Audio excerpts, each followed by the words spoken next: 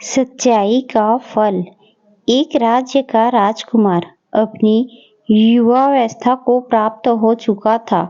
राज्य अभिषेक हेतु उस राजकुमार को विवाहित होना अनिवार्य था। इसी बात का हल निकालने हेतु राजा ने सभा बुलाई।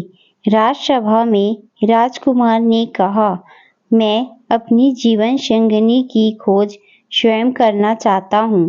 राजकुमार की बात सुनकर मंत्री ने सुझाव देते हुए कहा, क्यों ना राज्य एवं आसपास के क्षेत्रों से सभी विवाह योग्य कन्याओं को आमंत्रित किया जाए।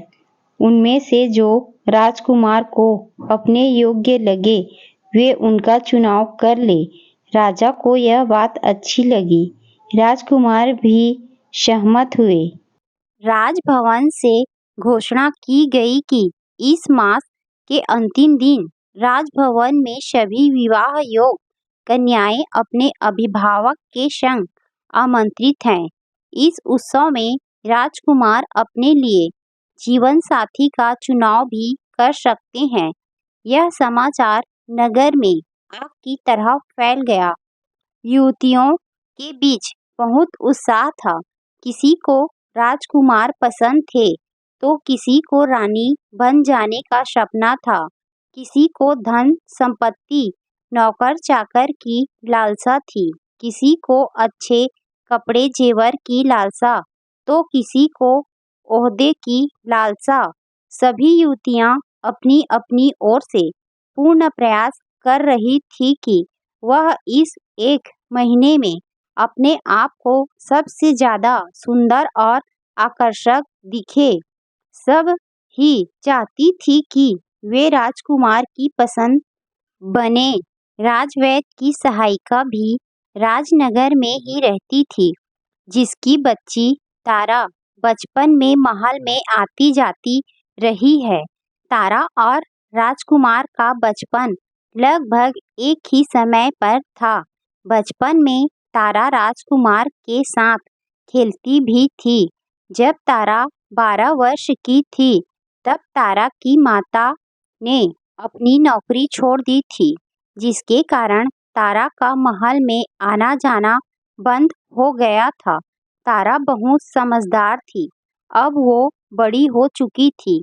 राज्य के बड़े बड़े गुरुओं से विद्या प्राप्त की थी। जब यह समाचार तारा की माँ को मिला तब उन्होंने तारा से कहा, तुम्हें भी तो राजकुमार इतने प्रिय हैं, तुम भी जाओ। क्या पता राजकुमार अपनी सखी को पहचान ले। अपनी माता की भोली बातों को सुनकर तारा मुस्कुराई। फिर अपनी माता से कहा, माँ तुम भी कितनी भोली हो। राजकुमार को मेरी तरह न जाने कितनी युवतियाँ पसंद करती हैं। बहुतों ने तो उनके साथ बचपन में खेला भी होगा। राजकुमार को सब स्मरण कहाँ होंगे। इस पर माता ने कहा, तुम भी जाती तो मुझे अच्छा लगेगा।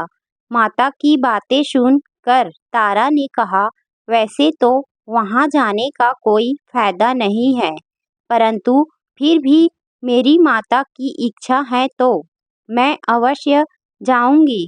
कुछ हो न हो हम जलसे का आनंद अवश्य लेंगे। जलसे का दिन आ गया। राजभवन स्वर्ण जैसा सजा हुआ था। सभी कन्याएं सज धज कर परियों जैसी लग रही थी। चारों तरफ चकाचौंध थी। बहुत ही सुंदर सजावट।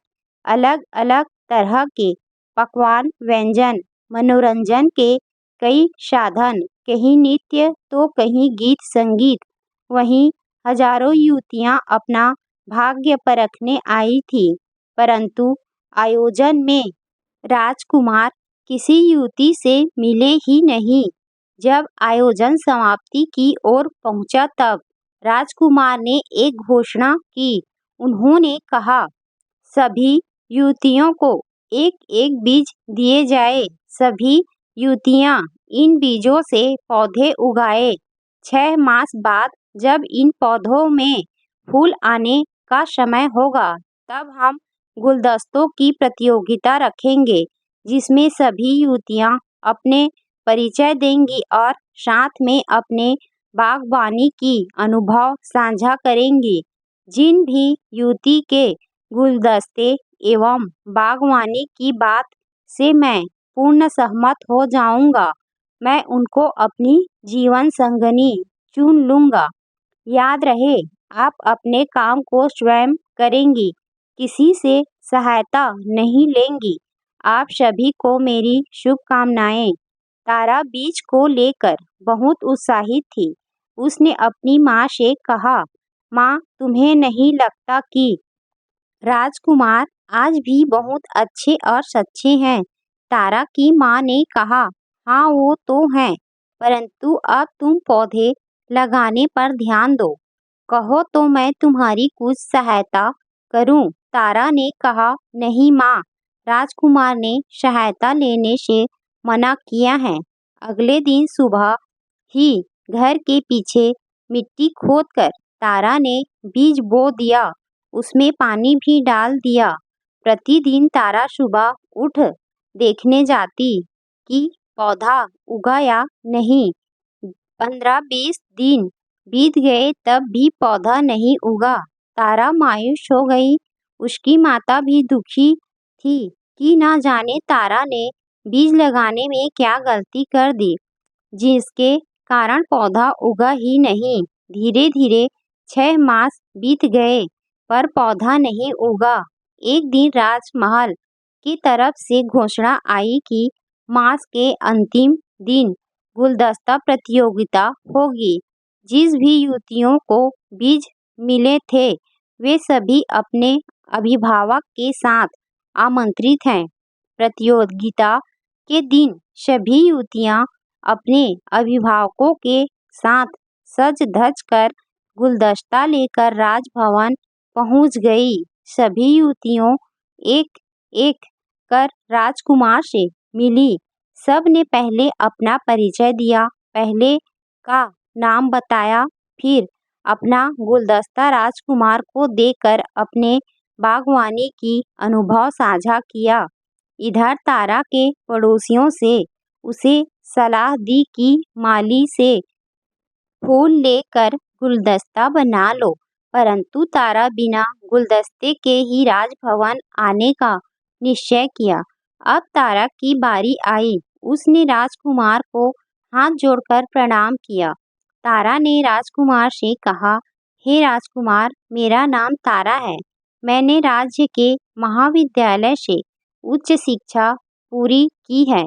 मैंने राज्य के महान गुरुओं से समाजशास्त्र, दर्शन शास्त्र एवं गणित का उच्चतम ज्ञान प्राप्त किया है, परंतु मुझे खेती और बागवानी का ज्ञान नहीं है। इस कारण मेरे अत्यंत प्रयास करने के बाद भी मैं पौधे को उगाने में असफल रही, अतः मैं आपके लिए गुलदस्ता नहीं बना सकी। इसके लिए मुझे आप क्षमा करें। राजकुमार ने तारा की बात सुनकर तारा से पूछा, फिर आप यहाँ क्यों आई हैं? तारा ने कहा, आपने बीज दिलवाए थे, उस बीज का क्या हुआ? मैं इसके लिए उत्तरदायी हूँ, इसीलिए मैं यहाँ उपस्थित हूँ। राजकुमार ने मुस्कुराकर तारा की सच्चाई को सराहा।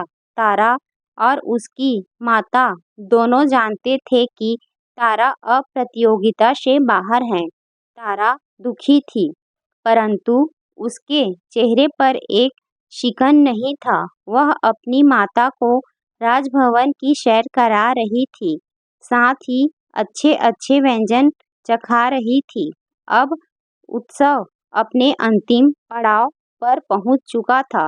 राजकुमार अपनी जीवन संगनी के नाम की घोषणा करने मंच पर आए। सब उत्साहित हो प्रतीक्षा कर रहे थे।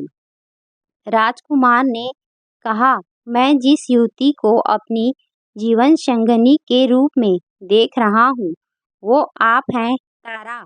अपना नाम सुन तारा विश्वास नहीं कर पा रही थी कि राजकुमार ने उन्हें अपने जीवन संगनी के रूप में चुना है। तारा की माता भी भाव विभोर हो गई।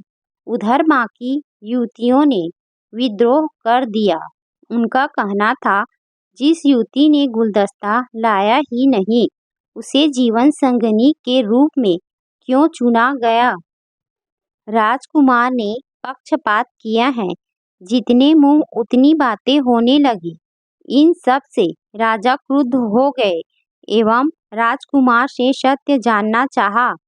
तब राजकुमार ने राजा के साथ साथ प्रजा को संबोधित करते हुए कहा, तारा को चुनने का कारण उनकी ईमानदारी है। आप सबको बांझ बीज दिए गए थे, फिर भी सब गुलदस्ते के साथ पहुंची हैं, जबकि तारा ने यह स्वीकारा कि उसके प्रयासों के बाद भी पौधा नहीं उगा। मुझे अपने जीवन में एक ईमानदार जीवन संगिनी की आवश्यकता थी, जो तारा को प्राप्त कर पूर्ण हो गई। सीख, ईमानदारी का कार्य दिखने और सुनने में कष्ट कर लगता है एवं होता भी है, परंतु ईमानदारी के वृक्ष पर लगे फल सदैव मीठे होते हैं एवं आत्मा को संतुष्ट करते हैं।